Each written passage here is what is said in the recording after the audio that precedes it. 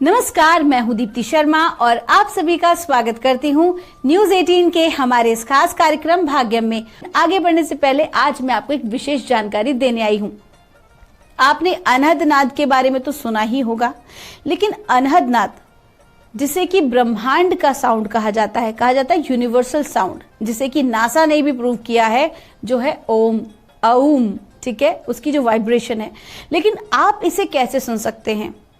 बहुत इजी है। योग में कई प्रकार की तकनीक दी गई हैं, यहाँ तक कि यौगिक ऐसे कई आसन हैं, कुछ प्राणायाम हैं, जिनके माध्यम से हम इस ध्वनि को बड़े ही आराम से धीरे धीरे, मैं ये नहीं कह रही कि आप एक ही दिन में सुन सकते हैं, लेकिन हाँ एक पर्टिकुलर टाइमिंग पर आप इसे बिल्कुल सुन सकते हैं। लेकिन शुरुआत में आप कैसे कर सकते हैं, वो क्या पहला कदम आपका होना चाहिए? तो आप क्या करें कि अंगूठे से अपने कानों को आपको बंद करना है, दोनों कानों को आपको बंद करना है, अपना पूरा ध्यान आपको थर्ड आई पे फोकस करना है और कोशिश करना है राइट ईयर पे ही कॉन्सेंट्रेट करने का, नॉट लेफ्ट, राइट। क्योंकि ऐसा कहा जाता है कि जो हमारा लेफ्ट बॉडी पार्ट है वो अर्थ की एनर्जीज को, और राइट का जो बॉडी पार्ट है वो हमारा डिवाइन एनर्जीज के साथ, यूनिवर्सल एनर्जीज के साथ कनेक्ट होता है।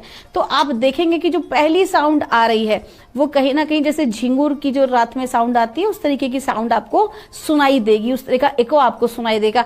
लेकिन जैसे जैसे धीरे धीरे आप किसी प्रकार की साधना में या किसी प्रकार के ध्यान में अगर आप इस कार्य को करते हैं, उसके बाद आप करते हैं पूजा पाठ, अपना ध्यान करने के बाद इसे करते हैं, तो आप देखेंगे कि धीरे धीरे जो साउंड है ना, इसके अंदर परिवर्तन आने शुरू हो जाएंगे। यहां तक कि बीच में शंखनाद भी सुनाई दे सकता है, ड्रम बजता सुनाई दे सकता है, डमरू बजता सुनाई दे सकता है, और फिर धीरे धीरे वो नाद जो है उसके अंदर बहुत सारे साउंड के बाद यहां तक कि बांसुरी भी सुनाई दे सकती है। ऐसे कहा जाता है कि अलग अलग लोगों के जो भिन्न भिन्न लोगों की जो ध्वनियां हैं वो सुनाई देना शुरू हो जाती है, और उसके बाद बिल्कुल लास्ट में जो सुनाई देता है वो होता है नाद, जिसे हम अनहद नाद भी कहते हैं। तो ये जो एक प्रैक्टिस है, it is a spiritual practice, जो अगर आप चाहें, अगर आप सीकर हैं, अगर आपकी रुचि है तो आपको करना चाहिए, कहीं ना कहीं कुछ नई चीजें ट्राई करना चाहिए। लेकिन चूंकि आज का जो दिन है, आज के दिन की ऊर्जा है प्लैनेट गुरु की, तो मैं जरूर कहना चाहूंगी कि कोई भी कार्य करने से पहले अपने गुरु की परमिशन जरूर लें